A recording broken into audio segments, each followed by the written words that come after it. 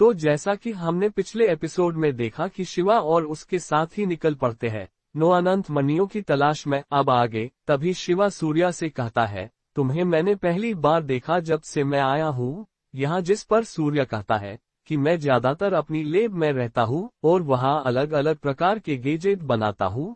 जिस पर योगमाया कहती है, किस प्रकार के गैजेट? जिस पर सूर्य कहता है, मैं किसी को भी अपने गैजेट से बच्चा, बूढ़ा, जवान कुछ भी बना सकता हूँ। इसके अलावा मैं किसी को भी गायब करवा सकता हूँ और इसके अलावा मेरे पास एक गैजेट है जिससे हम किसी के भी क्लोन बना सकते हैं और इसके अलावा भी मेरे पास कई सारे गैजेट है।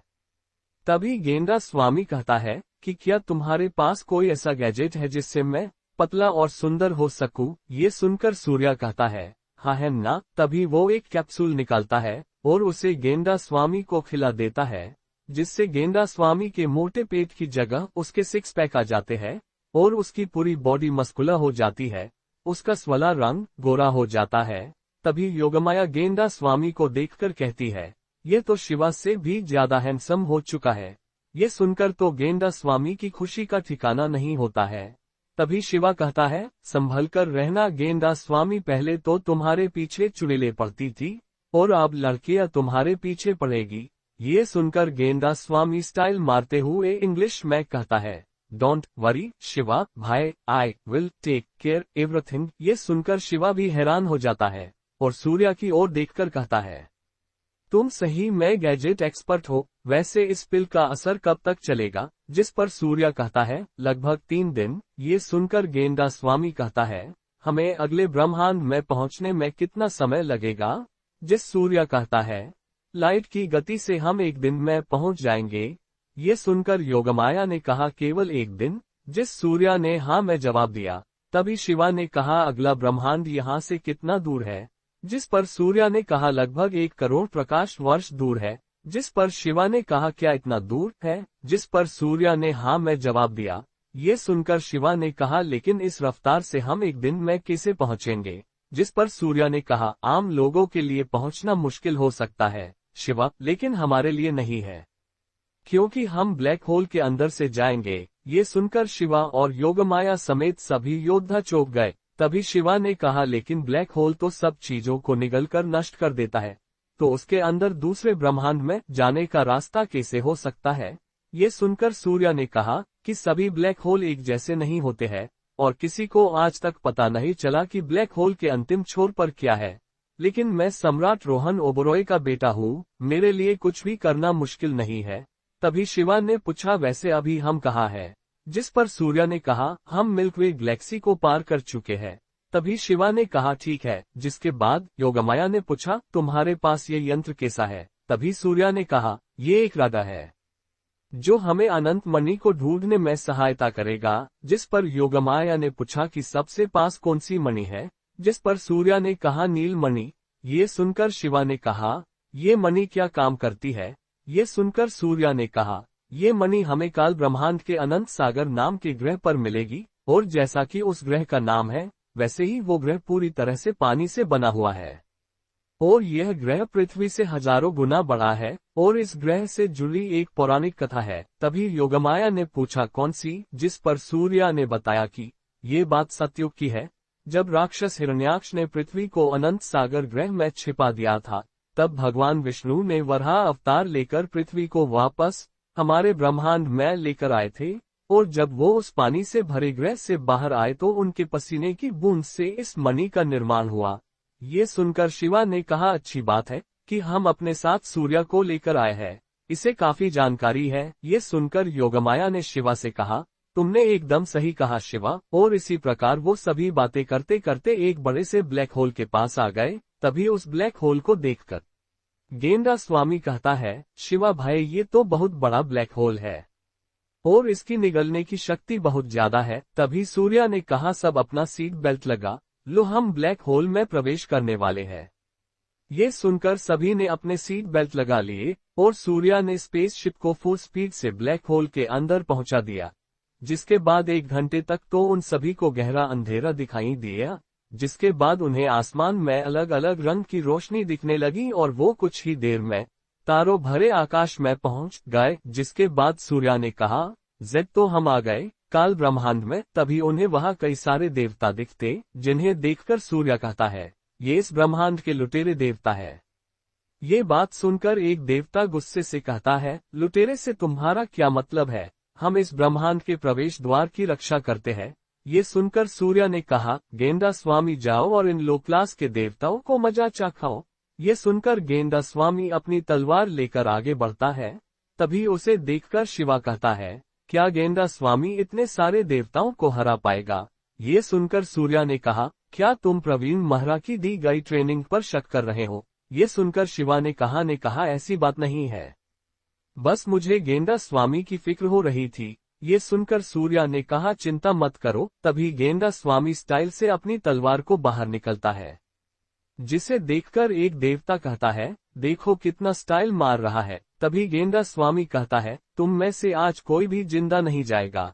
ये देखकर एक देवता कहता है कि हम 100 पौराणिक पूर्वज देवता है, क्या तुम अकेले हमसे लड़ पाओगे? ये सुनकर गेंडा स्वामी कहता है, भले ही 1000 पौराणिक पूर्वज देवता लेकर भी आते तो भी तुम में से कोई भी नहीं बचता। ये सुनकर 10 पौराणिक पूर्वज देवता आगे बढ़े। तभी गेंडा स्वामी ने अपनी आंखें बंद की और तेज आवाज में कहा, पौराणिक तलवार तकनीक, सहस्त्र तलवार का वार। और जैसे ही गेंडा स्वामी ने ऐसा कहा, तभी हजारों तलवारों की परछाई निकली और उन्होंने 10 पौराणिक देवताओं को टुकड़ों में बांट दिया।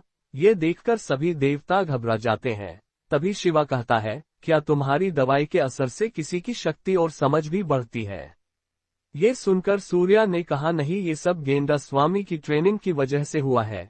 ये सुनकर शिवा ने कहा, गेंडा स्वामी को परवीन महरा के पास छोड़ने का मेरा फैसला एकदम सही था। ये कहने बाद शिवा दोबारा से गेंडा स्वामी की तरफ देखने लगता है, जहां गेंडा स्वामी ने 10 और पौराणिक पूर्वज देवता को और मार दिया था।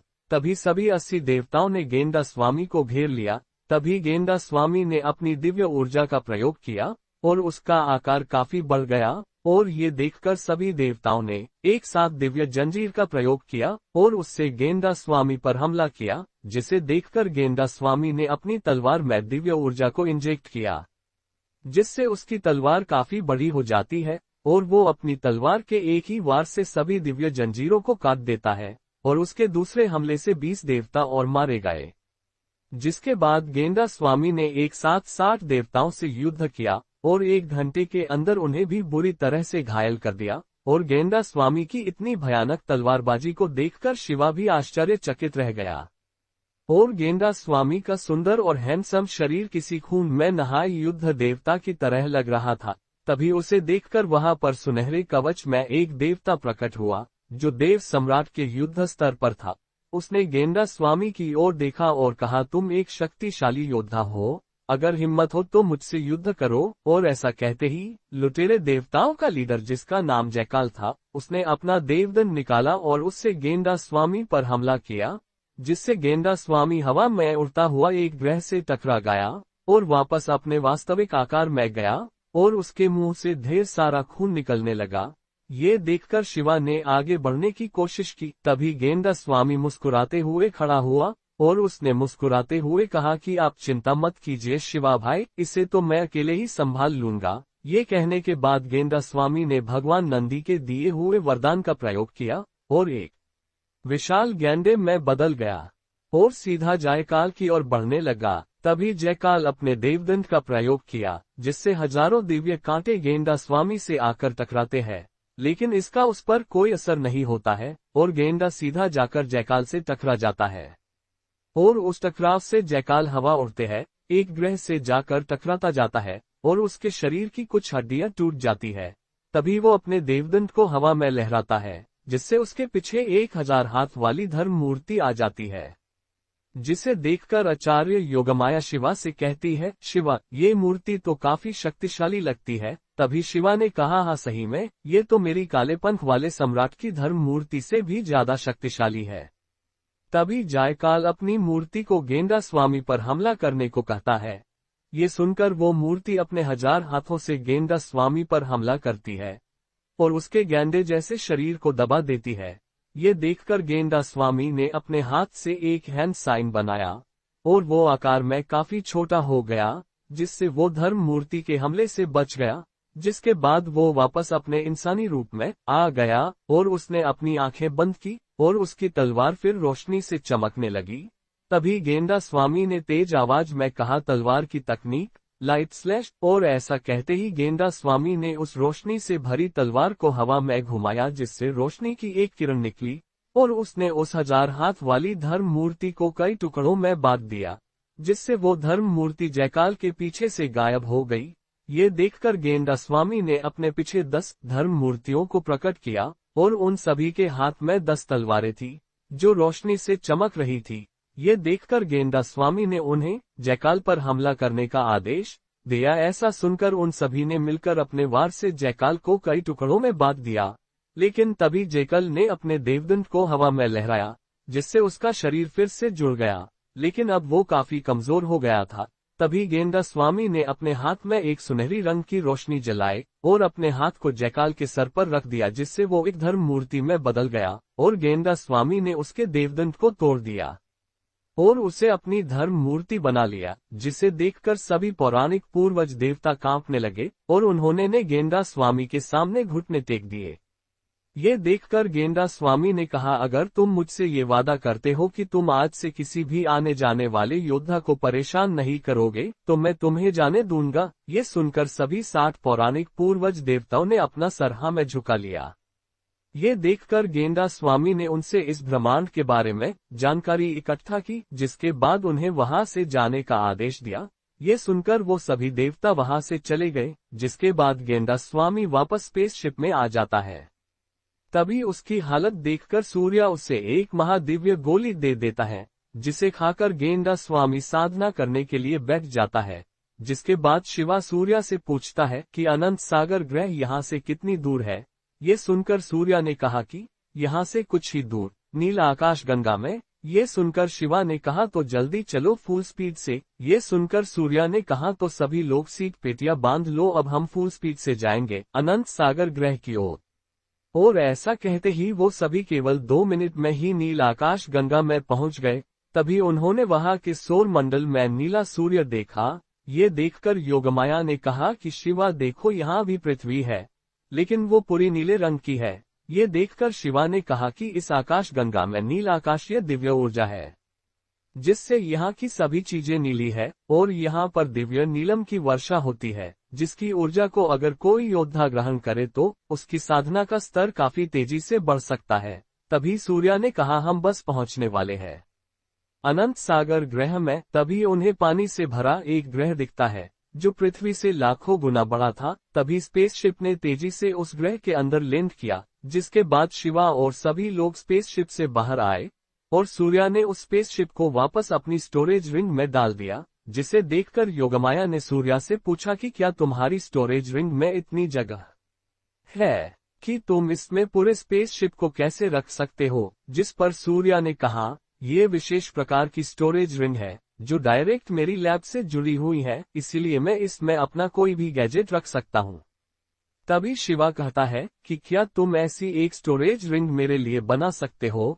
ये सुनकर सूर्या ने कहा, क्यों नहीं, लेकिन तुम किस जगह से इसको कनेक्ट करना चाहते हो। जिस पर शिवा ने कहा, मेरी अनंत ऊर्जा भूमि से। ये सुनकर सूर्या ने कहा, ठीक है। जिसके बाद शिवा और बाकी सब ने उस ग्रह के अंदर देखा, जो बिल्कुल समुद्र में बसे किसी ग्रह की तरह लग रहा था। जिसे देखकर शिवा कहता है, ये जगह तो किसी फिल्म में बताए गए जलपरियों के देश की तरह है। तभी योगमाया कहती, सही कहा शिवा, ये जगह काफी सुंदर है। तभी आसमान से एक दिव्य नीलम आकर योगमाया के ऊपर गिरता है, जिसे देखकर योगमाया उसे उठाती है और उसकी ऊर्जा को ग्रहण करती, जिससे उसे अपने शरीर में काफी एनर्जी महसूस होती है।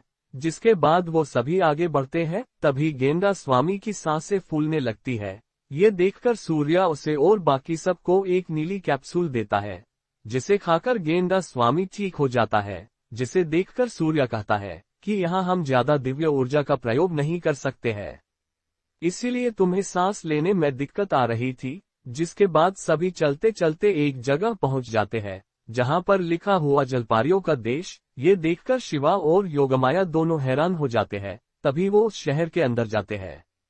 तभी उन्हें वहां पर कई सारे मानव की तरह दिखने वाले जल दैत्य दिखाई देते हैं, जो जलपरियों के साथ गलत व्यवहार कर रहे थे। ये देखकर योगमाया ने कहा रुको, पर जल दैत्यों ने उसकी बात पर कोई ध्यान नहीं दिया। तभी एक जल दैत्य ने अपना हंटर निकाला और उससे एक जल परी पर हमला किया। ये देखकर शिवा के साथ आए एक योद्धा दिव्य गरुड़ ने अपने धनुष से एक बाण उस जल दैत्य के ऊपर चला दिया, जिससे उसका हाथ हंटर समेत कट गया। ये देखकर वो जल दैत्य दिव्य गरुड़ की ओर बढ़ा। ये देखकर दिव्य गरुड़ एक और बाण चलता है और उसके सर को धड़ से अलग कर देता है। ये देखकर 100 से ज्यादा जल दैत्यों एक साथ दिव्य गरुड़ की ओर बढ़े। ये देखकर दिव्य गरुड़ ने एक साथ कई तीरों को चलाया और सभी 100 जल दैत्य को टुकड़ों में बांट दिया। ये देखकर सभी जल दैत्य वहां से डरकर भाग गए। तभी शिवा ने कहा वाह दिव्य गरुड़, तुम्हारी तो तीरंदाजी तो काफी उत्कर्ष है। तुम्हें तो सम्राट रोहन ओबेरॉय से ट्रेनिंग लेनी चाहिए। ये सुनकर सूर्या ने कहा मेरे पिता इतने भी फ्री नहीं है कि इसे धनुर्विद्या सिखाए। ये सुनकर सभी हंसने लगे और योगमाया उन जल परियों के पास जाती है और उनके घाव देखकर चौंक जाती है, क्योंकि वो घाव हद से ज्यादा गहरे थे। तभी योगमाया ने अपनी स्टोरेज रिंग में से कुछ जड़ी बूटियों को निकाला और उन्हें पीसकर एक मलहम बना दिया और उसे उस जल परी के घाव पर लगा दिया, जिससे कुछ ही देर में वो घाव भर गए। जिसे देखकर सभी जल परियां ने योगमाया से उस लैप को ले लिया। जिसके बाद योगमाया उनके पास गई और उसने जलपरी से पूछा कि ये सब कैसे हुआ। जिस पर एक सुंदर सी जलपरी जिसका नाम माधुरी था, उसने योगमाया को बताया कि आज से कुछ समय पहले जल दैत्यों की महारानी ने हमारे जल परियों के शहर पर आक्रमण कर दिया, जिसके बाद हमारे जल मानव सम्राट ने उसके साथ युद्ध किया, लेकिन उसने छल से हमारे सम्राट को हराकर पूरे राज परिवार को बंदी बना लिया और हमारे शहर पर अपना राज स्थापित कर लिया।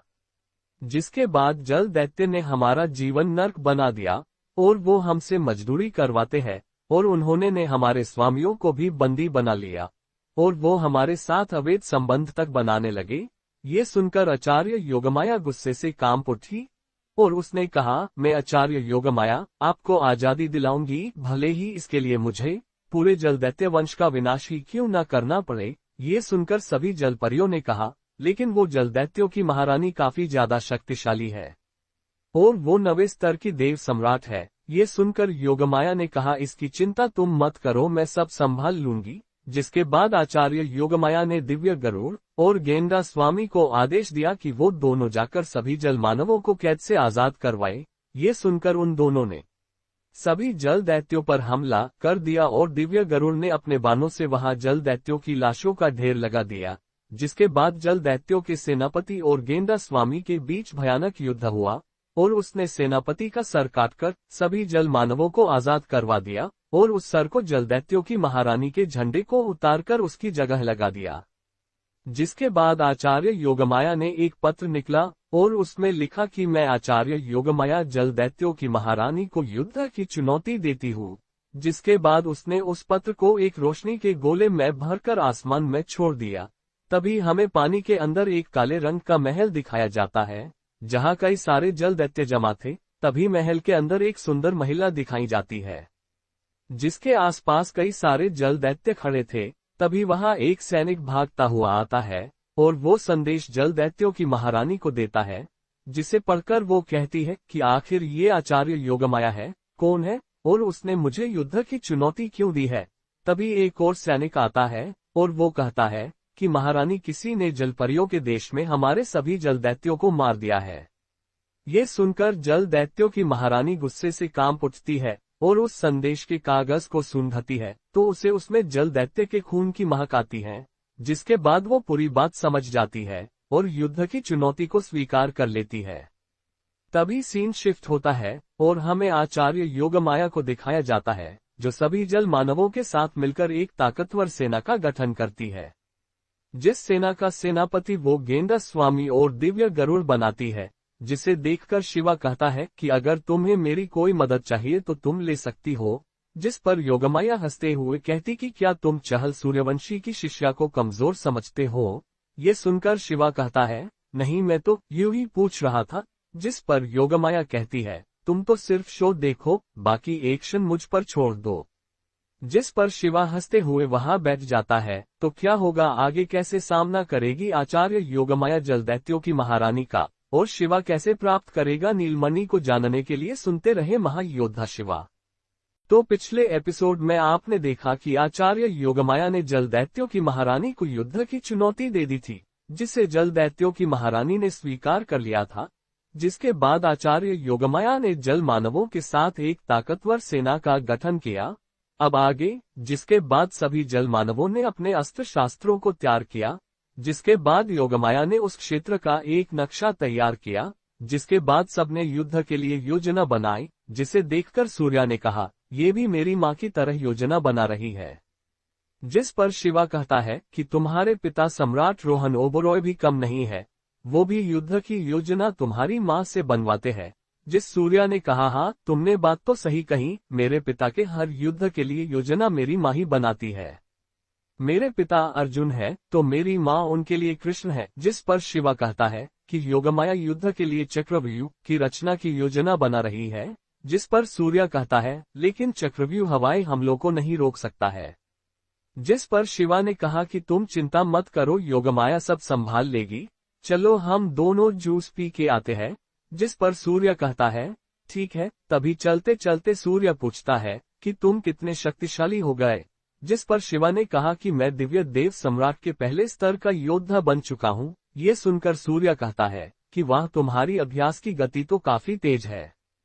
ये सुनकर शिवा कहता है, हाँ वो तो है। जिसके बाद वो दोनों एक एक जूस का गिलास लेते हैं, जिसे सोमरस कहा जाता था, जो वहाँ की विशेष जड़ी बूटियों से बना था, जिसे पीकर दोनों के शरीर में ताजगी आ जाती है। जिसके बाद वो दोनों कुछ देर और बात करते हैं। जिसके बाद कुछ दिन इसी प्रकार बीत जाते हैं। जिसके बाद जल दैत्य की सेना जल परियों के शहर के बाहर पहुंच जाती है। ये देखकर गेंडा स्वामी और दिव्य गरुड़ दोनों चक्रव्यूह की स्थापना करते हैं। ये देखकर जल दैत्यों का एक सेनापति कहता है कि क्या मजाक है, हम जल दैत्य हैं, हमारे पास मायावी शक्तियां हैं, हम इस चक्रव्यूह को कुछ ही देर में समाप्त कर देंगे।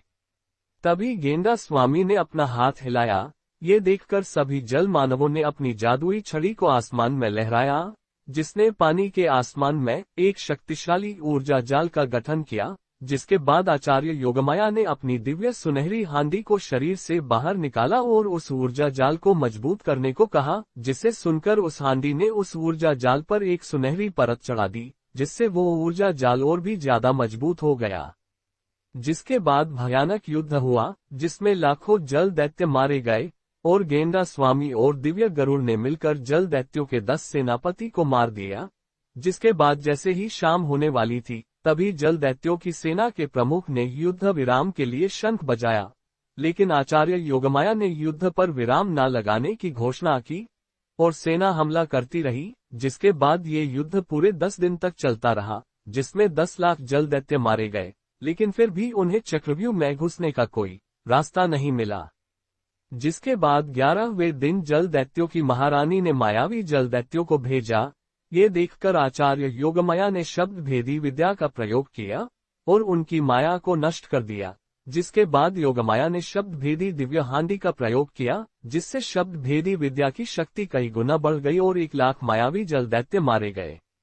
जिसके बाद 12वें दिन गेंडा स्वामी और सेना प्रमुख के बीच युद्ध में हुआ, जो काफी भयानक था, जिसमें दोनों एक दूसरे पर भारी पड़ रहे थे और गेंडा स्वामी का पूरा चेहरा खून से रंग गया। जिसके बाद गेंडा स्वामी ने अपनी आंखें बंद की और जोर से कहा, तलवार की तकनीक, लाइट स्लैश, और ऐसा कहते ही तलवार के आसपास गहरे सुनहरे रंग की रोशनी जलने लगी। जिसके बाद गेंडा स्वामी तलवार लेकर सेनापति की ओर बढ़ा, जिसे देखकर सेनापति ने उसकी तरफ एक जादुई भाला फेंका। जिसे देखकर शिवा ने कहा, अगर ये भाला गेंडा स्वामी को लगा तो उसकी मृत्यु हो जाएगी। तभी अपनी तरफ भाले को आता देखकर गेंडा स्वामी ने स्पेस स्टो की शक्ति का प्रयोग किया और भाले की दिशा को बदल दिया, जिसे देखकर सूर्य और शिवा दोनों चौंक गए। तभी शिवा ने कहा, गेंडा स्वामी ने आखिरकार झुंझुनू की प्राचीन तकनीक को कैसे सीखा। जिस पर सूर्य ने कहा, मैंने सोचा नहीं था कि प्रवीण भाई किसी को स्पेस स्टो की शक्ति को इस्तेमाल करना सिखाएंगे। जिस पर शिवा ने कहा, लेकिन लगता है गेंडा स्वामी ने स्पेस स्टो की केवल एक ही तकनीक सीखी है, जबकि स्पेस स्टो की 10 और तकनीक है। जिस पर सूर्या ने कहा, लेकिन उन 10 तकनीकों को केवल गुरु चंद्रा स्वामी ही पूरी तरह से सीख पाए थे, जबकि उनका शिष्य झुंझुनू का महान सम्राट महेंद्र नाथ भी केवल 5 ही तकनीकों को इस्तेमाल कर पाता है। जिस पर शिवा ने कहा लेकिन गेंडा स्वामी ने भी अपनी शक्ति और तलवारबाजी कई गुना बढ़ा ली है। जिस पर सूर्या कहता है ये सब गेंडा स्वामी की मेहनत और प्रवीण महाराज की शिक्षा का नतीजा है। जिस पर शिवा ने कहा लगता है गेंडा स्वामी कुछ ही समय में आचार्य नल और नील को भी पीछे छोड़ देगा। ये कहकर वो गेंडा स्वामी की ओर देखने लगता है, जहां गेंडा स्वामी ने अपने तलवार के एक ही वार से जल दैत्यों के सेना प्रमुख को 2 हिस्सों में काट दिया था, जिसे देखकर जल दैत्यों में भय का माहौल फैल गया था। जिसके बाद सभी योद्धाओं ने एक साथ मिलकर सभी जल दैत्यों को खत्म कर दिया। जिसके बाद युद्ध का 13वां दिन शुरू होता है, जिसमें इस बार सेना का नेतृत्व खुद जल दैत्यों की महारानी कर रही थी।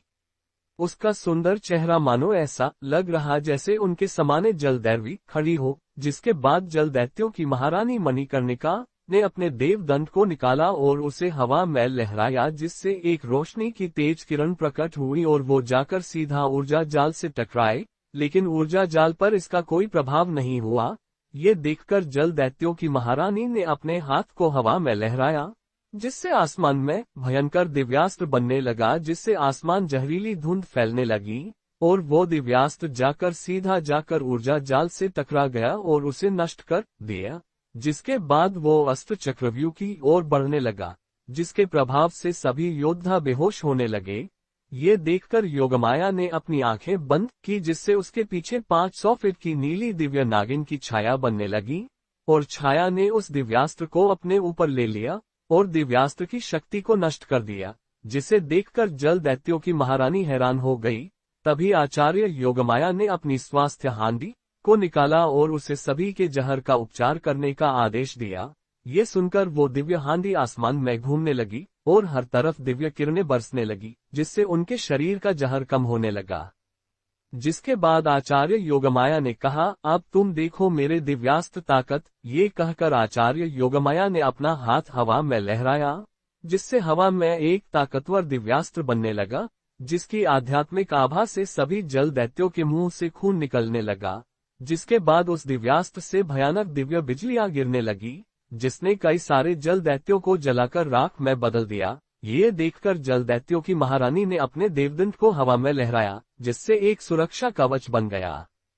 लेकिन दिव्यास्त्र ने अपने एक ही वार से उसे नष्ट कर दिया और जैसे ही वो दिव्यास्त्र जमीन से टकराया तो इतना बड़ा धमाका हुआ कि जिससे सारे जल दैत्य मारे गए और जल दैत्यों की महारानी के मुंह से भी खून निकलने लगा। ये देखकर आचार्य योगमाया ने कहा, तुम तो काफी कमजोर हो। ये सुनकर जल दैत्यों की महारानी मणिकर्णिका ने कहा, ये केवल मेरी आत्मा के एक अंश से बना एक शरीर है। अगर मेरे 2 और शरीर यहाँ होते तो तुम ये बोलने की हिम्मत नहीं करती। आचार्य योगमाया। ये सुनकर शिवा को अपने पुराने दिन याद आ गए, जब उसका सामना मंडल ग्रह पर नौभूत देव से हुआ था। तब उसकी आत्मीय शरीर के भी 3 रूप थे, जिनकी उम्र अलग अलग थी। ये देखकर शिवा ने सोचा कि क्या जल दैत्यों की महारानी के भी ऐसे अलग अलग रूप होंगे। ये सोचकर शिवा फिर से युद्ध देखने लगा। तभी जल दैत्यों की महारानी ने अपने देवदंड से एक बड़ा सा जल का दानव प्रकट किया। ये देखकर आचार्य योगमाया ने 12वें स्तर की हथेली तकनीक का प्रयोग किया और उस दानव को अपने हथेली के एक ही वार से नष्ट कर दिया। जिसके बाद आचार्य योगमाया ने अपना वज्र भला पिनाकिन निकाला, जो कि पहले से कुछ अलग लग रहा था। जिसे देखकर शिवा ने कहा, ये भाला कुछ अलग लग रहा है। ये सुनकर सूर्या ने कहा, इस भाले को मेरे भाई रवि ने अपग्रेड किया है। अब ये पहले से थोड़ा बड़ा हो चुका है और इसके ऊपर झुंझुनू की खदान से लाए गए दिव्य पत्थर भी लगाए गए हैं, जो अपने अंदर बहुत सारी दिव्य ऊर्जा और दिव्य बिजलियां को स्टोर कर सकता है। जिस पर शिवा ने कहा, लेकिन ये तो आज से 13,000 साल पहले झुंझुनू की धरती पर मिलते थे। जिस पर सूर्या ने कहा कि इसके लिए हमने टाइम ट्रैवल का सहारा लिया था, जिससे हम समय में पीछे गए और हमने कई सारे दिव्य पत्थर इकट्ठे किए। ये सुनकर शिवा ने कहा, क्या तुम भी टाइम ट्रैवल कर सकते हो? ये सुनकर सूर्या ने कहा कि मेरे पास तो पूरी टाइम ट्रैवल ट्रेन है। ये सुनकर शिवा ने कहा, अच्छी बात है। अब जब भी कभी टाइम में पीछे जाना होगा तो मैं आप ट्रेन से ही जाऊंगा। जिस पर सूर्या ने कहा, हाँ जरूर, क्यों नहीं, पर अभी युद्ध देखते हैं। तभी योगमाया अपने भाले पिनाकिन में स्वर्गीय दिव्य ऊर्जा को भरा और जोर से भाले को हवा में फेंकते हुए कहा, स्वर्ग विनाशक भाला तकनीक और ऐसा कहते ही वो बिजली गति से जल दैत्यों की महारानी की ओर बढ़ने लगा, और उस भाले की आवाज कानों को फाड़ देने वाली थी। ये देखकर जल दैत्यों की महारानी ने अपने आसपास एक सुरक्षा कवच बना लिया, लेकिन उस भाले ने आसानी से सुरक्षा कवच को नष्ट कर दिया, और वो भाला जाकर सीधा जल दैत्यों की महारानी के सीने में घुस गया और उसके मुंह से खून निकलने लगा। तभी योगमाया ने अपनी आंखें बंद की और एक भयानक अस्त्र प्रकट किया, जिसे देखकर शिवा ने कहा, ये तो भगवान इंद्र का महावज्र है। इसका मतलब आचार्य योगमाया जल दैत्यों की महारानी का अंत करने वाली है। तभी उस अस्त्र के आसपास दिव्य बिजलियां चमकने लगती है, और आचार्य योगमाया ने उस अस्त्र को जल दैत्यों की महारानी की तरफ चला दिया, जिसे देखकर जल दैत्यों की महारानी ने भी हवा में एक ताकतवर जहरीले अस्त्र को प्रकट किया, और उसने उस अस्त्र को चला दिया, और दोनों अस्त्र जाकर एक दूसरे से टकरा गए। लेकिन योगमाया के अस्त्र ने जल दैत्यों की महारानी के अस्त्र को नष्ट कर दिया, और वो अस्त्र जल दैत्यों की महारानी की ओर बढ़ने लगा। ये देखकर जल दैत्यों की महारानी ने घबराकर अपने तीनों रूप को आध्यात्मिक संदेश भेजा, और कुछ ही देर में उसके तीनों रूप वहां प्रकट हुए और उसने उस अस्त्र को रोक दिया। ये देखकर शिवा ने कहा, क्या यार, इन सब उम्र तो एक जैसी है, मजा नहीं आया। तभी शिवा को देखकर योगमाया ने कहा, अब आएगा मजा। तभी जल दैत्यों की महारानी के तीनों रूपों ने मिलकर उस अस्त्र को निष्क्रिय कर दिया। ये देखकर योगमाया ने अपना वज्र भाला पिनाकिन जल दैत्यों की महारानी मणिकर्णिका की ओर फेंका, पर जल दैत्यों की महारानी ने उसे आसानी से रोक दिया, और भाला वापस से योगमाया के पास आ गया। ये देखकर जल दैत्यों की महारानी ने कहा, अब तुम अकेली हो और हम तीन हैं, तो अब तुम हमारा मुकाबला कैसे करोगी? तभी योगमाया ने कहा, किसने कहा मैं अकेली हूँ? तभी योगमाया ने अपनी आंखें बंद की और उसके शरीर से एक रोशनी की किरण निकली, जिससे 9 सुंदर महिलाओं की छवि बनी, और उन 9 आकृतियों ने मिलकर एक सुंदर सी महिला का रूप ले लिया, जिसे देखकर सूर्या ने कहा, 9 महिला योद्धाओं की एकीकृत छाया, ये कैसे हो सकता है? इसे तो केवल मीनाक्षी मौर्य ही इस्तेमाल कर सकती है, जो प्रथम महिला योद्धा है। मेरी माँ की नियुक्त की गई 9 महिला योद्धाओं में। जिस पर शिवा ने कहा, आचार्य योगमाया भी अभी महारानी चहल सूर्यवंशी से ही शिक्षा ले रही है। जिसे सुनकर सूर्या ने कहा, लेकिन इस कला को सीखने में तो काफी समय लगता है, फिर आचार्य योगमाया ने इसे इतनी जल्दी कैसे सीख लिया? जिस पर शिवा ने कहा, ये नीली दिव्य नागिन आचार्य योगमाया है, ये कुछ भी सीख सकती है। फिलहाल तुम युद्ध की ओर देखो। तभी आचार्य योगमाया जल दैत्यों की महारानी के एक रूप से लड़ती है, और 9 महिला योद्धाओं की एकीकृत छाया जल दैत्यों की महारानी के बाकी 2 रूपों से लड़ती है, और ये युद्ध कई देर तक चलता है। और आचार्य योगमाया जल दैत्यों की महारानी पर भारी पड़ रही होती है। ये देखकर जल दैत्यों की महारानी अपने दोनों रूपों को अपने पास बुलाती है, और वो दोनों रूप जल दैत्य की महारानी के अंदर समा जाते हैं, और उसके पास उसकी पूरी शक्ति आ जाती है, और वो अपने एक ही वार से 9 महिला योद्धाओं की एकीकृत छाया नष्ट कर देती है, जिसे देखकर सूर्य कहता है कि अभी योगमाया इस शक्ति को पूरी तरह से इस्तेमाल करने के काबिल नहीं हुई है, लेकिन वो इसे जल्द ही सीख लेगी। मुझे आचार्य योगमाया पर पूरा विश्वास है। तभी हम देखते हैं कि जल दैत्यों की महारानी ने आचार्य योगमाया की तरफ अपने देवदंड से एक रोशनी किरण भेजी, जो जाकर आचार्य योगमाया से टकरा गई, जिससे उसके मुंह और नाक से खून निकलने लगा। ये देखकर शिवा ने आगे बढ़ने की कोशिश की, लेकिन आचार्य योगमाया ने शिवा को आगे न बढ़ने का संदेश दिया, और तभी आचार्य योगमाया ने अपने आसपास दिव्य रोशनी को प्रकट किया, और दिव्य रोशनी ने एक बड़ी सी तलवार का रूप ले लिया।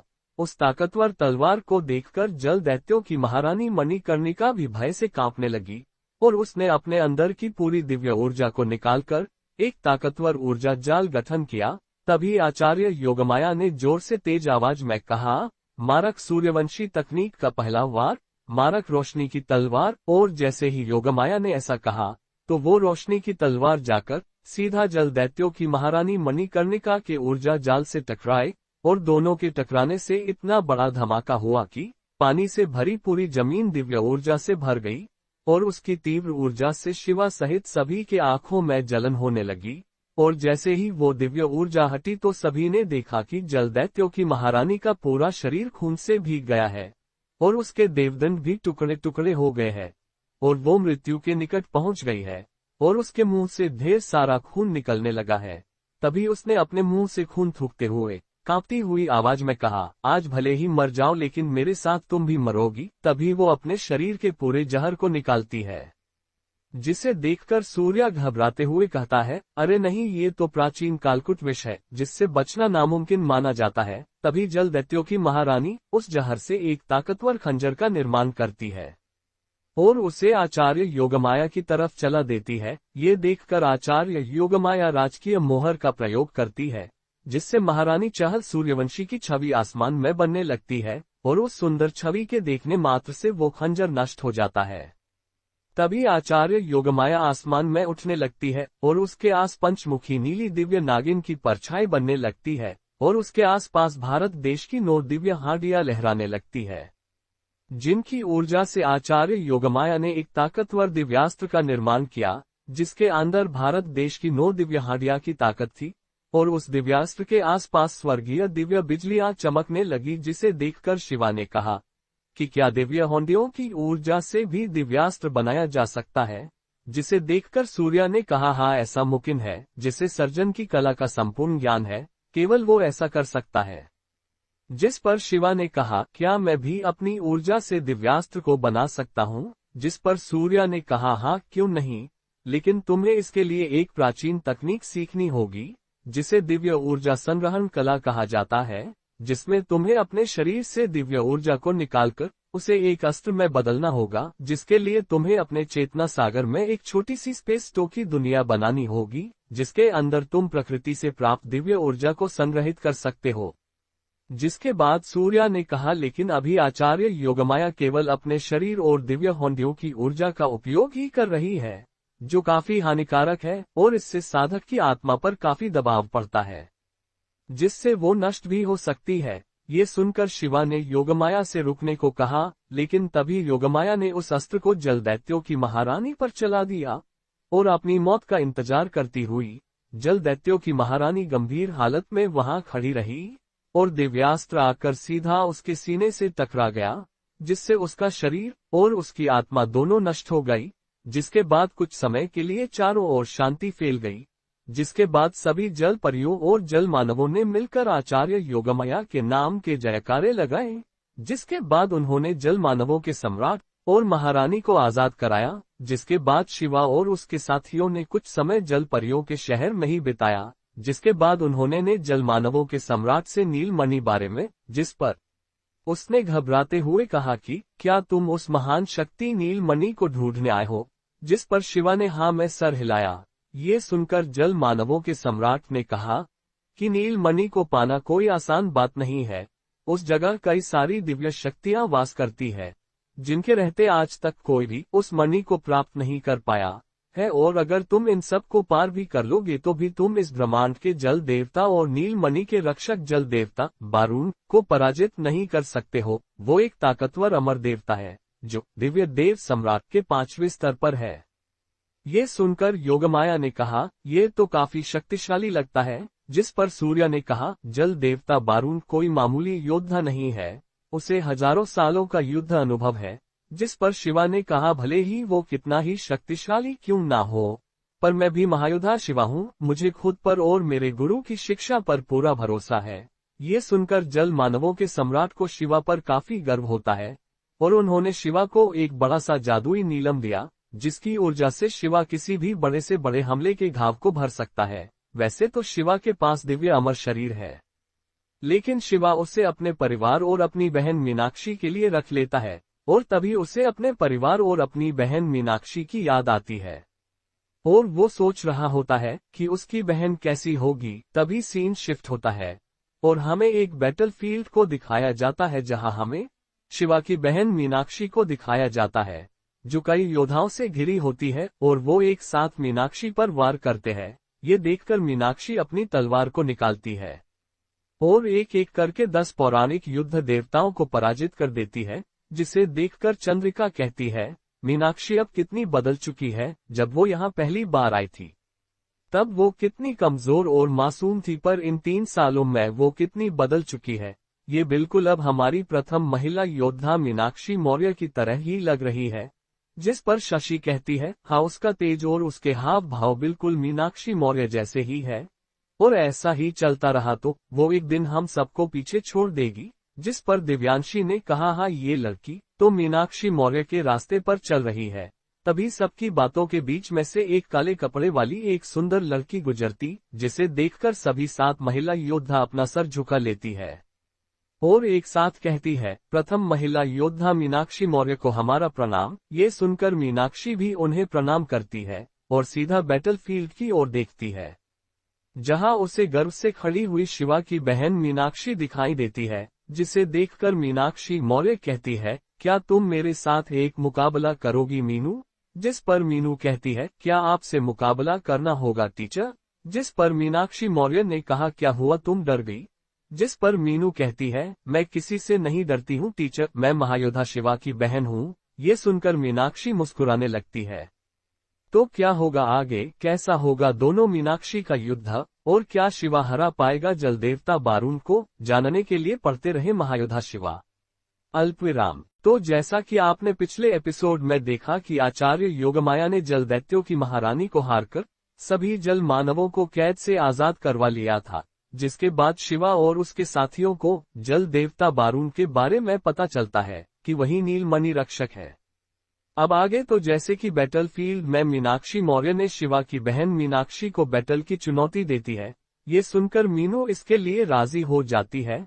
तभी मीनाक्षी मौर्य उड़ते हुए बैटलफील्ड आती है और दोनों एक दूसरे के आमने सामने खड़े होते हैं। तभी मीनाक्षी मौर्य कहती है, तुम मेरी शिष्या हो, इसलिए मैं केवल अपनी 10% शक्ति का प्रयोग ही करूंगी। ये सुनकर मीनाक्षी कहती है, बातें बंद कीजिए, टीचर फाइट के लिए तैयार हो जाए। ये सुनकर मीनाक्षी मौर्य मुस्कुराने लगी और उसने अपनी तलवार बाहर निकाली और टेलीपोर्ट करके सीधा मीनाक्षी के पास पहुंच गई और मीनाक्षी की गर्दन की ओर तलवार चला दी।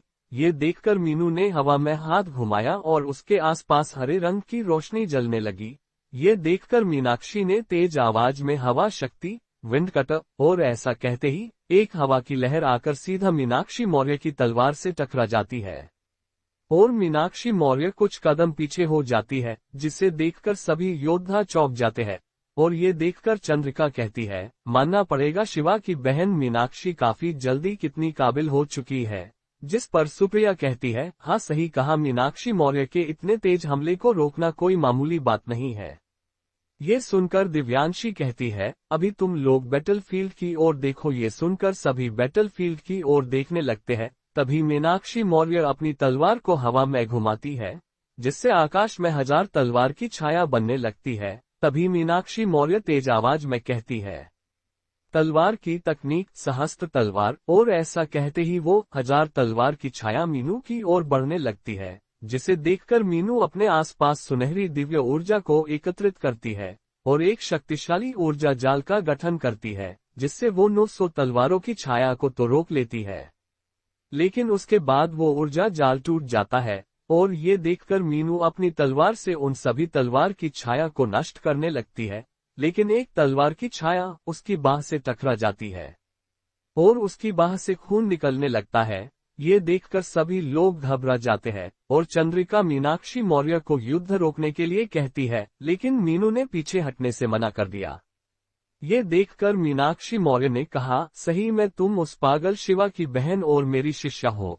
ये सुनकर मीनू हंसने लगी और उसने तलवार को कसकर पकड़ा और मीनाक्षी मौर्य की ओर बढ़ने लगी और तेज आवाज में कहा, शैडो क्लोन तकनीक, और ऐसा कहते ही आसमान में मीनाक्षी की 100 से अधिक छाया बनने लगी, जिससे ऐसा लगा कि उनके सामने 100 मीनाक्षी हो। ये देखकर मीनाक्षी मौर्य ने अपने हाथ में एक हरे रंग का गोला लिया और उसे मीनाक्षी की सभी छायाओं की ओर उछाल दिया, जिससे उसकी सभी छाया नष्ट हो गई।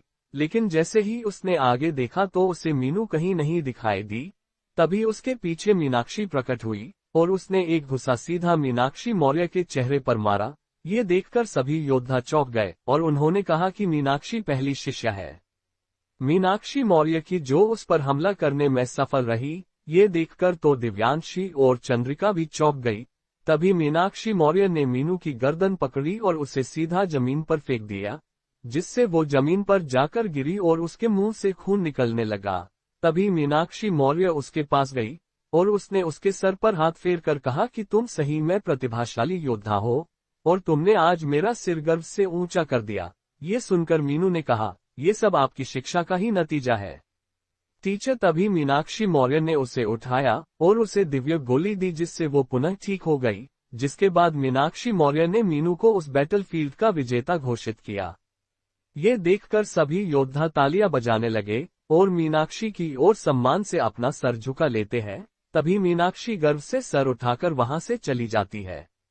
तभी सीन शिफ्ट होता है और हमें आचार्य योगमाया को दिखाया जाता है, जो एक सुंदर से फूलों के गार्डन में बैठी होती है, जहां उसके आस जलपरियां मंडराने लगी। और योगमाया ने एक सुंदर सी जलपरी वाली ड्रेस पहन रखी थी, जिसमें वो परियों सी खूबसूरत लग रही थी।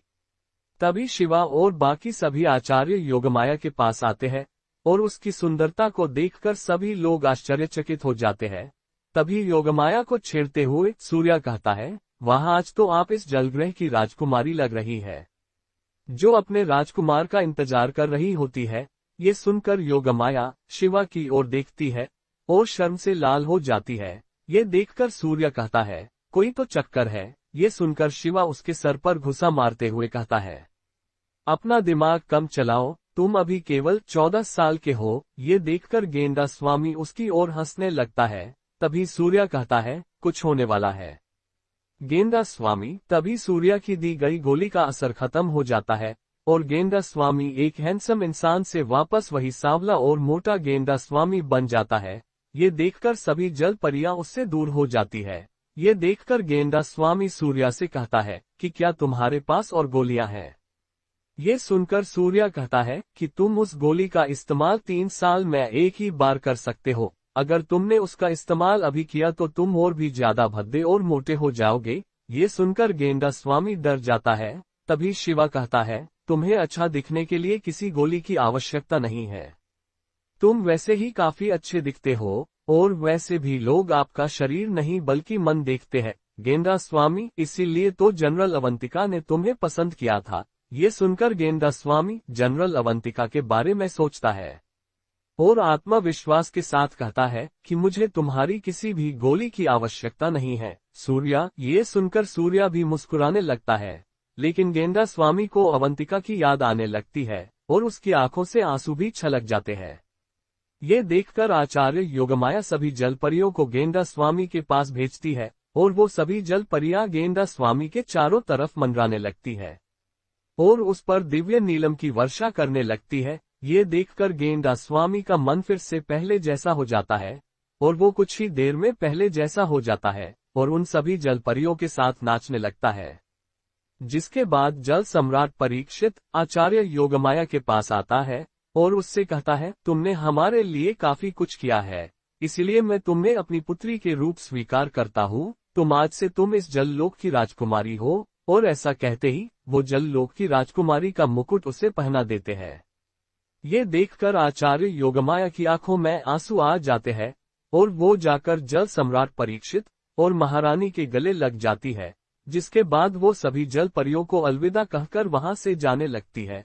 तभी एक छोटी और सुनहरी जल परी आकर आचार्य योगमाया से लिपट जाती है और कहती है, दीदी मैं भी आपके साथ चलूंगी। ये सुनकर योगमाया मुस्कुराकर कहती है कि लिटिल जोया, तुम माँ और पापा के साथ रहो, मैं तुमसे मिलने आती रहूंगी। ये सुनकर भी वो योगमाया को नहीं छोड़ती है, जिसे देखकर जल सम्राट परीक्षित कहता है कि पुत्री योगमाया, तुम इसे भी अपने साथ ले जाओ ताकि ये भी बाहर की दुनिया देख सके। ये सुनकर योगमाया शिवा और सूर्या की ओर देखने लगती है।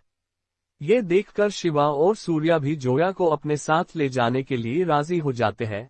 जिसके बाद जल सम्राट लिटिल जोया को एक जादुई छड़ी और स्टोरेज रिंग देते हैं और आंखों में आंसू के साथ अपनी दोनों बेटियों को बाय कहते हैं। जिसके बाद शिवा और बाकी सब निकल पड़ते हैं आगे के सफर की ओर और चलते चलते वो एक सुनसान से जहाज के पास पहुंच जाते हैं, जिसे देखकर सूर्य कहता है, ये तो काफी प्राचीन जहाज लगता है। ये सुनकर सभी सहमति में अपनी गर्दन हिलाते हैं। तभी लिटिल जोया कहती है कि लेकिन ऐसे जहाज पर जल प्रेतों का खतरा बना रहता है। जिस पर गेंडा स्वामी कहता है कि ये जल प्रेत क्या होता है। जिस पर लिटिल जोया कहती है, ये ऐसे जीवों की आत्मा होती है जिनकी अकाल मृत्यु हो जाती है और इस कारण ये खतरनाक जल प्रेत में बदल जाते हैं। ये सुनकर सूर्य कहता है, लेकिन जल प्रेत तो दिखाई भी नहीं देते हैं। जिस पर शिवा कहता है, चिंता क्यों कर रहे हो, हमारे दिव्य दृष्टि है। ये सुनकर सूर्य ने कहा, यहाँ हमारी दिव्य दृष्टि काम नहीं करेगी। जिस पर योगमाया कहती है, लेकिन ऐसा क्यों? जिस पर सूर्य कहता है कि जल प्रेतों के छुपकर हमला करने की क्षमता इतनी गुप्त होती है कि उसे दिव्य दृष्टि भी देख पाने में सक्षम नहीं होती है। ये सुनकर दिव्य गरुड़ कहता है कि तो फिर इसका क्या उपाय है। तभी सूर्य कुछ देर तक सोचता है तो उसे कुछ याद आता है और वो अपनी स्टोरेज रिंग में 3 सन ग्लासेस निकालता है, जिसे देखकर गेंडा स्वामी कहता है कि क्या अब हम ये सन ग्लासेस पहनकर जल प्रेतों के आगे स्टाइल मारेंगे, जिससे वो हमें यहाँ देखने के लिए आएंगे। ये सुनकर शिवा और सूर्य अपना सर पकड़ लेते हैं और सूर्य शिवा से कहता है कि तुम इसे कैसे झेल लेते हो। ये सुनकर शिवा भी हंसने लगता है। तभी सूर्य कहता है, अरे बेवकूफ, ये कोई मामूली सन ग्लासेस नहीं है, बल्कि एक ऐसा गैजेट है जिससे हम किसी की भी इनविजिबल चीज को देख सकते हैं, भले ही उसने किसी भी प्रकार की शक्ति का प्रयोग किया हो। जिस पर आचार्य योगमाया कहती है कि ये कैसे हो सकता है। ये सुनकर सूर्य कहता है कि इसमें एक ऐसा सेंसर लगा है जो किसी भी एनर्जी को डिटेक्ट कर सकता है, और आत्माएं न्यूट्रॉन और प्रोटॉन की नेगेटिव और पॉजिटिव एनर्जी से बनी होता है, और इसलिए हम इन ग्लासेस से उन जल प्रेतों को आसानी से देख सकते हैं। ये सुनकर शिवा कहता है, सही में तुम काफी अच्छे इन्वेंटर हो। ये सुनकर सूर्य शिवा को उसकी तारीफ करने के लिए धन्यवाद कहता है, जिसके बाद सूर्य वो सनग्लासेस शिवा और आचार्य योगमाया को दे देता है। ये देखकर गेंडा स्वामी कहता है कि हम दोनों को भी एक एक सनग्लासेस दे दो। ये सुनकर सूर्य कहता, माफ करना, मेरे पास अभी 3 ही सनग्लासेस है। ये सुनकर गेंडा स्वामी कहता है, तो फिर मुझे अपने वाले सनग्लासेस दे दो। ये सुनकर सूर्य कहता है, नहीं, मुझे भी जल प्रेतों के बारे में जानना है। ये सुनकर शिवा कहता है कि गेंडा स्वामी, तुम लोग हमारे पीछे रहो ताकि संकट आने पर हम तुम्हारी मदद कर सके।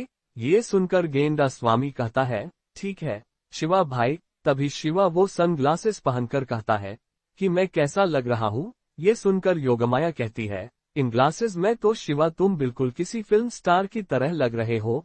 तभी सूर्य शिवा को छेड़ते हुए कहता है, वो भी किसी सी ग्रेट फिल्म के। ये सुनकर शिवा कहता है, तुम जैसा 14 साल का बालक क्या जाने की हीरो कैसे होते। तभी योगमाया कहती है, बहस बंद करो और आगे चलो। ये सुनकर दोनों एक दूसरे की तरफ देखते हैं, हंसते हुए आगे की ओर निकल पड़ते हैं और उस शिप को देखने लगते हैं। और जैसे जैसे वो आगे बढ़ते हैं तो वहां का अंधेरा बढ़ता ही जाता है, लेकिन दिव्य दृष्टि के कारण अंधेरे में भी उन्हें सब साफ साफ दिख रहा था।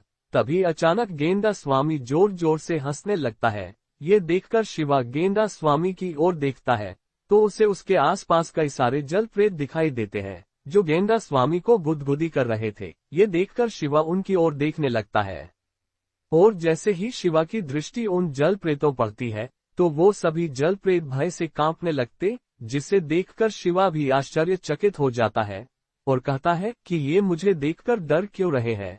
जिसके बाद शिवा उनकी ओर बढ़ने लगता है। ये देखकर वो सभी जल प्रेत वहां से गायब हो जाते, जिसे देखकर शिवा आचार्य योगमाया और सूर्या से क्यों हता है कि ये मुझे देखकर डर क्यों रहे हैं। तभी योगमाया कहती है कि इसकी वजह शायद तुम्हारी नाग दैत्य की शक्तियों के कारण हो सकता है।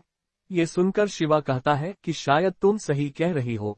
ये सुनकर सूर्य कहता है कि चलो आगे बढ़ते हैं। ये सुनकर शिवा और बाकी सब आगे बढ़ने लगते हैं और वो धीरे धीरे उस प्राचीन जहाज की गहराइयों में पहुंच जाते हैं और शिवा की शक्तियों के कारण कोई भी जल प्रेत उनके आसपास भी नहीं आता है और वो सभी एक बड़ी सी प्राचीन मूर्ति के पास पहुंच जाते हैं और उन्हें उस मूर्ति के अंदर से एक मायावी आभा महसूस होती है, जिसे देखकर लिटिल जोया कहती है कि ये मूर्ति जल प्रेतों के मुखिया जलंधर की है। माना जाता है कि वो एक शक्तिशाली योद्धा था जो किसी शाप के कारण पत्थर की मूर्ति बन चुका है, जिस कारण जो भी जीव इस जहाज के आसपास मारता है वो इस मूर्ति की नकारात्मक ऊर्जा के कारण जल प्रेत में बदल जाता है। ये सुनकर गेंडा स्वामी उस मूर्ति की तरफ बढ़ने लगता है और वो जैसे ही उस मूर्ति को छूने वाला होता है तभी उसे एक भयानक झटका लगता है और वो पत्थर से जाकर टकरा जाता है, लेकिन उसका शरीर मजबूत होने के कारण उसे कुछ भी नहीं होता है।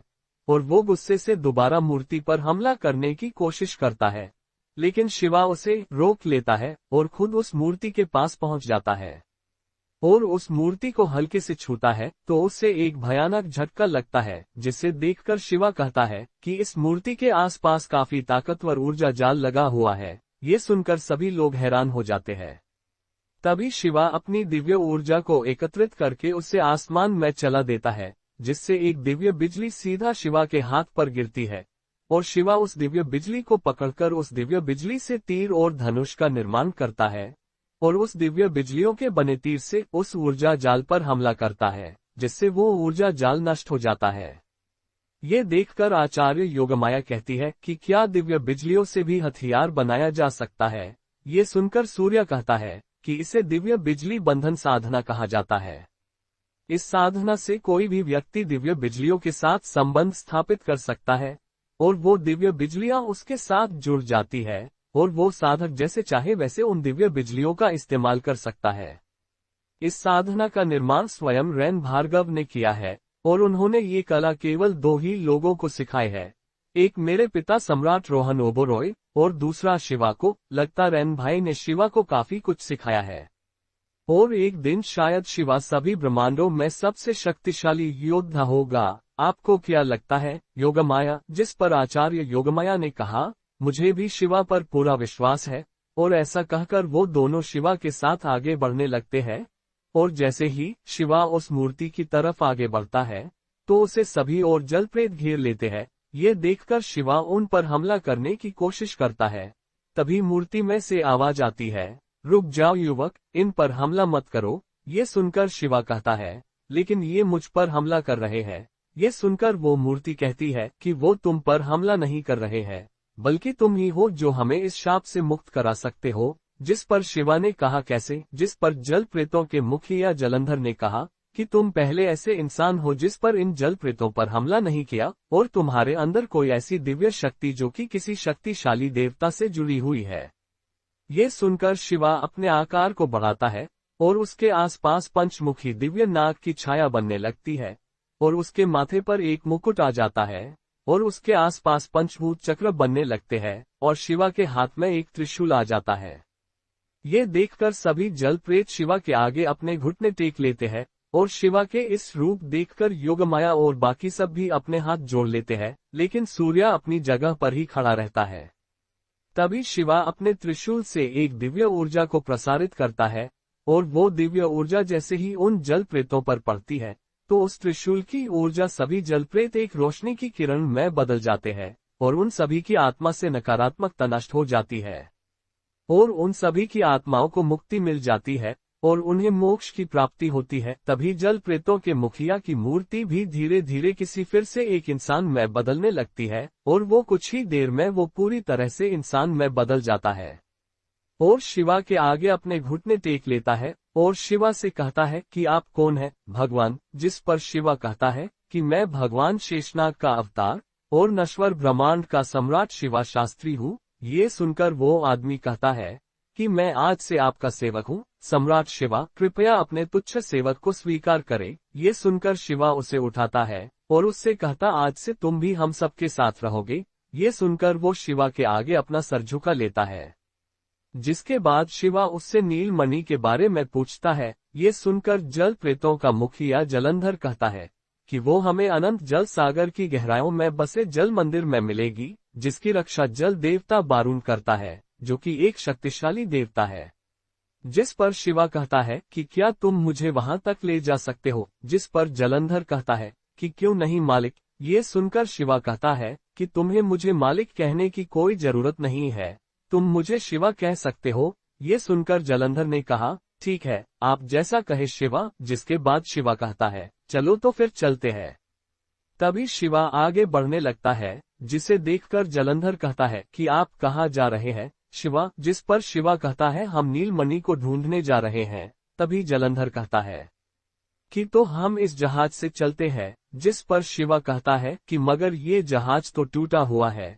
ये सुनकर जलंधर कहता है कि आप चिंता मत कीजिए शिवा। ये कहकर वो अपनी जादुई शक्ति का प्रयोग करता है और उस जहाज को फिर से ठीक कर देता है, जिसके बाद वो सभी उस जहाज से आगे बढ़ते हैं। और तभी शिवा जलंधर से पूछता है कि तुम्हें नीलमणि के बारे इतना कैसे पता है। ये सुनकर जलंधर ने कहा कि मैंने कई वर्षों तक इस ग्रह की यात्रा की है और मैं जल मंदिर में भी गया हूँ जहाँ मेरा सामना जल देवता बारून से हुआ था, और उस युद्ध में मैं बुरी तरह से घायल हो गया और मुझे वहां से भागना पड़ा। ये सुनकर आचार्य योगमाया ने कहा कि जल देवता बारून कितना शक्तिशाली है। ये सुनकर जलंधर ने कहा कि जल देवता बारून इस काल ब्रह्मांड का सबसे शक्तिशाली योद्धा है और उसकी शक्ति ब्रह्मांड सम्राट से कई गुना ज्यादा। ये सुनकर सभी लोग चौंक गए। ये देखकर सूर्या ने कहा कि वो अनंतमणि है तो उसकी रक्षा तो शक्तिशाली योद्धा ही करेंगे ना। और बातें करते करते वो जल मंदिर की सीमा पर पहुंच जाते हैं, जिसके बाद शिवा और बाकी सभी लोग जहाज से उतरते हैं और जल मंदिर की ओर देखते हैं। तभी जलंधर बताता है कि इस मंदिर में एक बहुत बड़े वराह की पूजा होती है, जो आज से कई साल पहले यहाँ से एक नीली और बड़ी सी गोल सी चीज को यहाँ से ले गया और हमें दे गया नीलमणि। ये सुनकर शिवा को भगवान विष्णु के वराह अवतार की बात याद आई और उसने और बाकी सबने मंदिर के अंदर प्रवेश किया। तभी उन्हें उस मंदिर में कई शिलालेख दिखाई दिए, जिसके बाद वो सभी धीरे धीरे मंदिर के अंदर गए तो उन्हें वहां पे एक सुअर की मूर्ति दिखाई दी, जिसके सर के ऊपर एक नीले रंग की मणि थी जो काफी चमक रही थी। जिसे देखकर शिवा ने कहा, क्या यही नीलमणि है? जिस पर जलंधर ने कहा, हाँ यही नीलमणि है। ये सुनकर शिवा उसकी तरफ बढ़ने लगा। ये देखकर सूर्या ने उसे, रुको शिवा, ये असली मणि नहीं है। ये सुनकर सभी हैरान हो गए, जिसके बाद सूर्या ने आगे बताया कि मेरा ट्रैकिंग डिवाइस इसे देखकर बज नहीं रहा है। तभी कहीं जोर जोर से हंसने की आवाज आती है और वो कहता, बहुत खूब, मानना पड़ेगा लड़के, तुम बहुत होशियार हो। और ऐसा कहते ही वहां पर पानी की बड़ी सी लहरें उठने लगती है और वहां एक बड़ी सी नीले रंग की एक शार्क के ऊपर एक ताकतवर योद्धा दिखाई देता है, जिसके नीले बाल और सुंदर शरीर होता है। उसकी आंखें बिल्कुल तारों की तरह चमक रही थी और उसके हाथ में एक नीले रंग का एक त्रिशूल था। उसे देखकर शिवा ने कहा कि क्या यही जल देवता बारून है? ये सुनकर जलंधर ने कहा, हाँ शिवा, यही जल देवता बारून है। ये सुनकर जल देवता बारून जोर जोर हंसने लगता है और कहता है, अच्छा तो तुम मुझे जानते हो? तभी शिवा कहता है, मेरा नाम शिवा शास्त्री है और मैं यहाँ तुमसे नीलमणि को प्राप्त करने आया हूँ। ये सुनकर जल देवता बारून जोर जोर से हंसने लगता है और कहता है कि कितने योद्धा आए और कितने मारे गए, लेकिन यहाँ से आज तक कोई भी नीलमणि नहीं ले जा पाया। ये सुनकर शिवा कहता है, लेकिन मैं तो आज यहाँ से नीलमणि प्राप्त करके रहूंगा। ये सुनकर जल देवता बारून को काफी गुस्सा आता है और वो शिवा पर अपनी त्रिशूल से हमला कर देता है। ये देखकर शिवा अपने हाथों में दिव्य बिजलियों को इकट्ठा करता है और उससे एक जंजीर का निर्माण करता है, जो पूरी तरह से दिव्य बिजलियों से बनी हुई थी। तभी शिवा ने उस त्रिशूल पर जंजीर से हमला किया और उस त्रिशूल को 2 टुकड़ों में बदल दिया। ये देखकर जल देवता बारून ने कहा, उत्तम, तुम तो काफी शक्तिशाली योद्धा हो। ये सुनकर शिवा ने दोबारा दिव्य बिजलियों का इस्तेमाल किया और इस बार एक शक्तिशाली दिव्य फरसे का निर्माण किया और उससे जल देवता बारून पर हमला किया। लेकिन उस फरसे को जल देवता बारून ने केवल अपनी 2 उंगलियों से पकड़ लिया और नष्ट कर दिया, जिसके बाद जल देवता बारून ने शिवा को एक जोरदार मुक्का मारा, जिससे उसके मुंह से खून निकलने लगा। ये देखकर आचार्य योगमाया आगे बढ़ी, लेकिन शिवा ने उसे वहीं रुकने को कहा। ये सुनकर योगमाया अपनी जगह पर ही रुक गई। तभी शिवा ने कहा कि मैं ऐसे 2 कोड़ी के योद्धाओं को आराम से संभाल सकता हूँ। ये सुनकर जल देवता बारून गुस्से से कांप उठा और उसने शिवा के ऊपर कई सारे पानी से बने खंजर से हमला किया। ये देखकर शिवा ने दिव्य ऊर्जा का प्रयोग किया और 10 सुनहरी दिव्य रोशनी के गोले उन खंजरों की ओर भेजे, जिस कारण सभी खंजर नष्ट हो गए। जिसके बाद शिवा ने अपनी आंखें बंद की और दिव्य मंत्रों का उच्चारण किया, जिससे शिवा के सर के ऊपर एक बड़ी सी दिव्य बिजली से बनी हथेली नजर आई और उससे शिवा ने जल देवता बारून के सीने पर हमला किया। और जैसे ही शिवा ने उस हथेली से जल देवता पर हमला किया तो जल देवता बारून को एक भयानक झटका लगा और जल देवता बारून अपने नीले रंग की शार्क से नीचे गिर गया और उसके मुंह से खून निकलने लगा और उसके सीने पर एक बड़ा सा घाव हो गया। ये देखकर जल देवता बारून का गुस्सा 7वें आसमान पर पहुंच गया और उसने जल अस्त्र का आवाहन किया और उसे शिवा की ओर चला दिया। ये देखकर शिवा ने अपना हाथ हवा में उठाया तभी उसके हाथ में आग की तेज लपटें जलने लगी, जिसे देखकर आचार्य योगमाया ने कहा कि शिवा भी अब अग्नि अस्त्र का प्रयोग कर रहा है। लेकिन अग्नि अस्त्र तो जल अस्त्र से कमजोर होता है। तभी शिवा अपना एक और हाथ उठाता है और उसके हाथ में दिव्य बिजलियों लहराने लगती है और उसके हाथ के ऊपर इंद्रास्त्र बनने लगता है, जिसे देखकर सूर्य कहता है कि क्या शिवा 2 दिव्यास्त्र को एक साथ चलाने वाला है। लेकिन ये बहुत खतरनाक हो सकता है और इससे शिवा की जान भी जा सकती है। ये सुनकर सभी काफी परेशान हो जाते हैं। तभी शिवा वो दोनों अस्त्र को जल देवता बारूण पर चला देता है, जिसके बाद इंद्रास्त्र और जल अस्त्र आपस में टकरा जाते हैं और दोनों के नष्ट हो जाते हैं। और दूसरी तरफ अग्नि अस्त्र सीधा जाकर जल देवता बारूण से टकरा जाता है, जिससे उसका पूरा शरीर जल जाता है। और तभी बिना वक्त गवाए शिवा दिव्य त्रिशूल को निकालता है और उसे जल देवता बारूण की ओर चला देता है, जिससे जल देवता बारूण का सर उसके धड़ से अलग हो जाता है। ये देखकर सभी लोग काफी खुश हो जाते हैं। लेकिन तभी एक भयानक हंसी आसमान में गूंज पड़ती है और जल देवता बारूण हंसते हुए कहता है कि तुम्हें क्या लगता है शिवा कि मैं जल देवता बारूण इतनी आसानी से मारा गया। और ऐसा कहते ही वहां एक बड़ी सी शार्क प्रकट होती है, जिसे देखकर शिवा कहता है, अच्छा तो तुम हो असली जल देवता बारूण, वो केवल तुम्हारा एक प्रतिरूप था। ये सुनकर जल देवता बारूण ने कहा, तुमने एकदम सही पहचाना शिवा। तभी वो बड़ी सी शार्क अपना मुंह खोलती है और उसमें से कई सारी पिराना मछली निकलती है, जो शिवा की ओर बढ़ने लगती है। ये देखकर शिवा अपनी दिव्य बिजलियों से एक बड़ा सा जाल बनाकर उन सभी पिराना मछलियों पर फेंक देता है, जिस कारण सभी पिराना मछली जलकर राख में बदल जाती है। ये देखकर जल देवता बारूण शिवा की ओर बढ़ता है। ये देखकर शिवा अपनी दिव्य बिजलियों से एक खंजर का निर्माण करता है और उसे सीधा जल देवता बारूण के शार्क रूपी शरीर पर चला देता है। लेकिन दिव्य शार्क की त्वचा होने कारण जल देवता बारूण पर उस खंजर का कोई प्रभाव नहीं पड़ता है और वो शिवा पर एक भयानक जहर फेंकता है, जिस कारण शिवा बेहोश होने लगता है और कुछ ही देर में वो बेहोश हो जाता है।